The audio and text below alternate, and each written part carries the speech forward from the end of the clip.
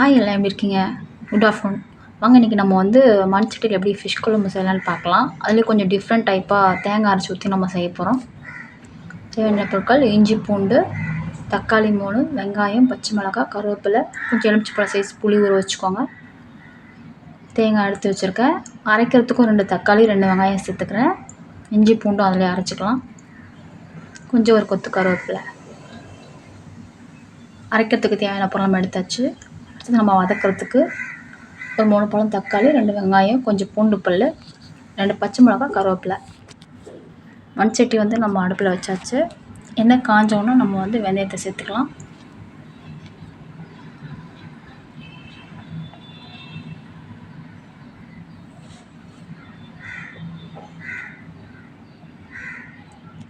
வெந்தயம் வந்து நல்லா ப்ரௌன் கலராக நல்லா வறுத்ததுக்கப்புறம் அடுத்தது நம்ம ஆனியன் சேர்த்துக்கலாங்க.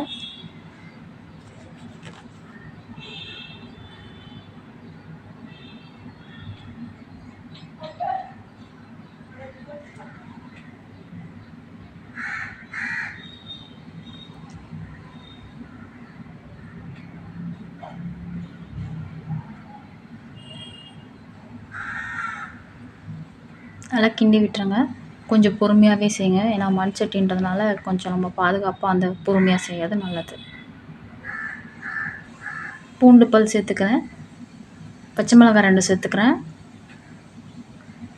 கருவேப்பிலையும் சேர்த்துக்கிறேன். வதக்கி விட்டுருங்க.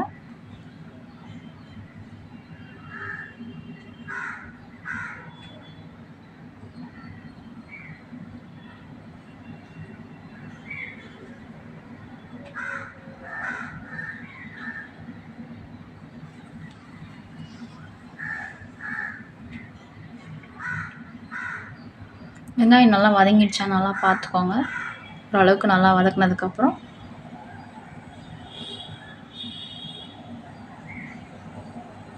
தக்காளி சேர்த்துக்கலாங்க.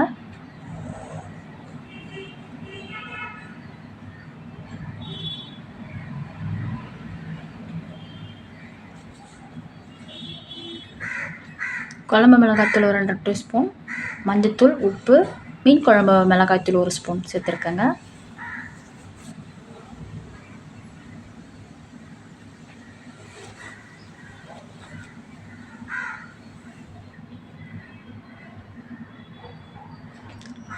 வதக்கி விட்டுக்கோங்க.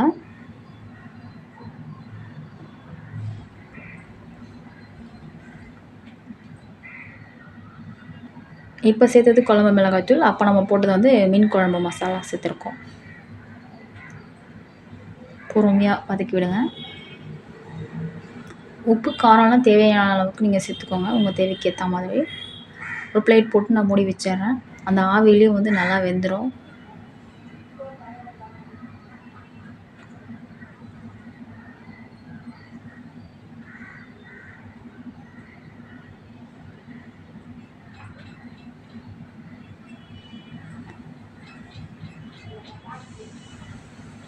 நல்லா வதங்கினதுக்கப்புறம் புளி கரைச்சி வச்சு நம்ம வடிகட்டி எடுத்து வச்ச தண்ணி சேர்த்துக்கலாங்க.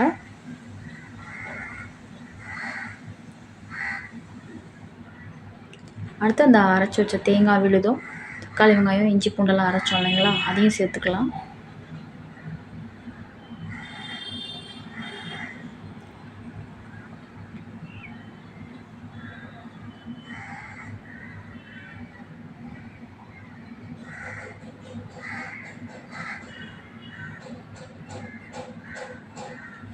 தேவைக்கு ஏற்ற மாதிரி தண்ணி சேர்த்துக்கோங்க.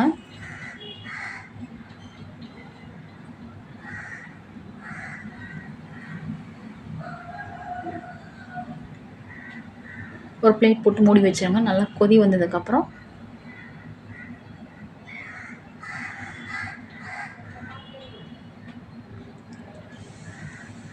நல்லா எண்ணெய் பிரிஞ்சு வந்திருக்கும்.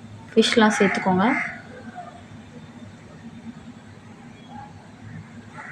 ஒரு 3 டைம்ஸ் வந்து ஃபிஷ் நல்லா வாஷ் பண்ணி எடுத்து வச்சுக்கோங்க. உப்பு மஞ்சத்தூள் போட்டு க்ளீன் பண்ணி.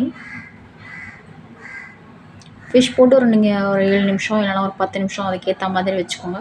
ஃபிஷ்ஷு வெந்ததை பொறுத்து இருக்குது. சின்ன ஃபிஷ்னால் நீங்கள் ஒரு 2 நிமிஷம் வச்சாலே போதும். பெரிய ஃபிஷ்னால் ஒரு 10 மினிட்ஸ் வைங்க. திருப்பி ஒரு பிளேட் போட்டு மூடி வச்சுருங்க.